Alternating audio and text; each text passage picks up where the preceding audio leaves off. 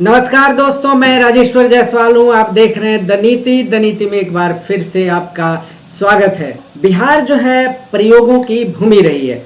मतलब बहुत सारे ऐसे प्रयोग जो दुनिया में पहली बार होते हैं या देश में पहली बार। एक प्रयोग है जो फिर से लोकतंत्र के मामले में देश में पहली बार हो रहा है और दुनिया में भी एक ही बार हुआ है। एस्टोनिया नामक एक देश है जहां पर ई वोटिंग का प्रयोग पहली बार हुआ।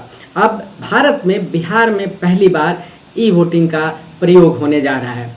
बिहार देश का ऐसा पहला राज्य बनने जा रहा है जहां मोबाइल के जरिए ऑनलाइन वोटिंग होगी।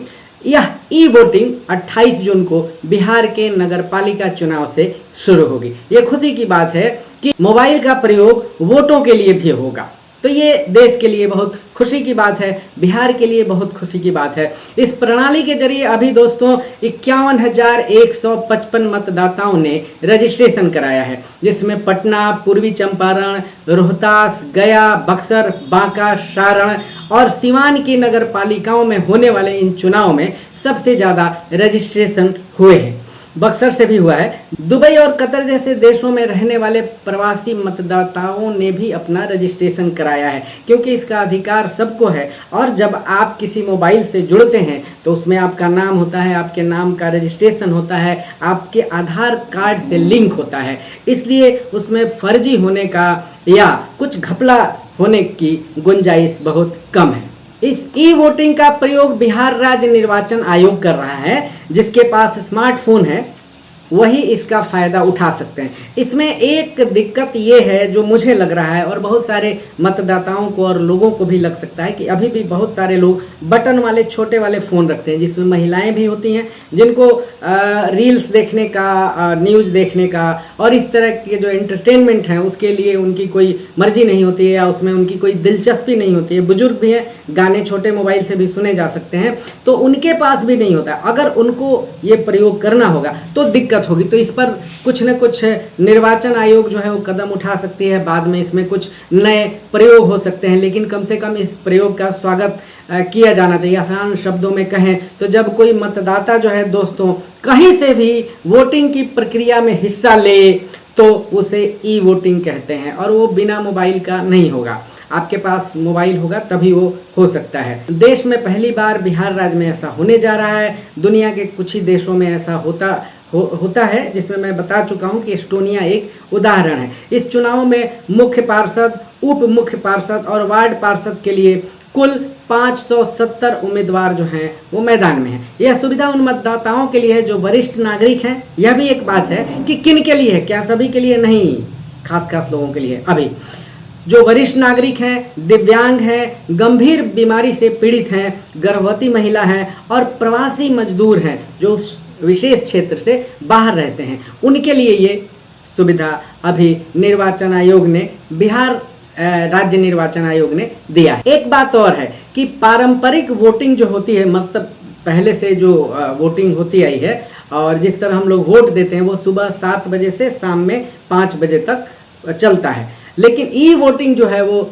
सुबह 7 बजे से लेकर केवल 1 बजे तक, दिन के 1 बजे तक चलेगा। मतदाताओं ने खुद को ई वोटिंग के लिए रजिस्टर्ड किया है और उन्हें अपने मोबाइल पर एक ऐप डाउनलोड करना होगा। मैं बताता हूँ उस ऐप का नाम क्या है। नगर पालिका आम निर्वाचन 2025 के लिए जो ऐप है वो है SECBHR ऐप, और उप निर्वाचन के लिए है SEC बिहार BIHAR ऐप का उपयोग, इस दोनों ऐप का उपयोग किया जाएगा। ये ऐप केवल रजिस्टर्ड मोबाइल नंबर पर ही काम करेंगे, अर्थात अगर आपके पास आपके नाम से वो मोबाइल है जो रजिस्टर्ड है, उसमें आपका नाम है, तभी ये काम करेगा। मतदान में किसी तरह की गड़बड़ी नहीं हो, इसलिए केवल रजिस्टर्ड मोबाइल नंबर से ही मतदान मान्य होगा। एक नंबर से अधिकतम 2 लोग, मतलब दोनों प्राणी कर सकते हैं, पति और पत्नी वोट डाल सकते हैं। बहुत बड़ी सुविधा जो है दोस्तों मिली है मतदाताओं को, और बिहार के मतदाताओं को पहली बार मिली है। तो इसका प्रयोग सफल हो, हम ऐसी कामना करते हैं, और यह आगे और सफल हो, जिससे कि सरकार का, निर्वाचन आयोग का और देश का जो बहुत सारा खर्च इसमें होता है वो कम हो जाएगा। मोबाइल के द्वारा कोई भी कहीं से मतदान का प्रयोग कर सकता है। तो हो सकता है कि इस पर आगे ज़्यादा काम हो। मैं एक बात और कहना चाहता हूं दोस्तों कि बिहार जो है लोकतंत्र की भूमि रही है, इसकी जननी रही है, लोकतंत्र की जननी रही है। यह बुद्ध, महावीर, गुरु गोविंद सिंह, गांधी, जेपी कर्पूरी की भूमि रही है। लेकिन सावधान दोस्तों, यह घपलों और घोटालों की भी भूमि रही है और लोग गांधी मैदान और गोलघर को भी बेच चुके हैं। इसलिए इसमें ऐसी कोई हरकत नहीं हो, कोई घपला घोटाला नहीं हो और कोई खबर नहीं आए, इसका ध्यान निर्वाचन आयोग को रखना पड़ेगा। हो सकता है कुछ चालाक लोग इसमें कुछ गतिविधियों को अंजाम दे दे, इसलिए निर्वाचन आयोग को और जो राज्य चुनाव आयोग है उसको ध्यान रखना होगा। दोस्तों, निर्वाचन आयोग सतर्कता से अगर इस को अंजाम देता है तो देश जो है बहुत सारी झंझावतों से बच सकता है। इस ई वोटिंग के लिए सबको शुभकामनाएं और मुझे लगता है कि यह सफल भी होगा। तो अगर हमारा ये वीडियो आपको ठीक लगा हो तो कृपया लाइक करें, कमेंट करें, शेयर करें, सब्सक्राइब करें और अपना कमेंट अवश्य लिखें। धन्यवाद।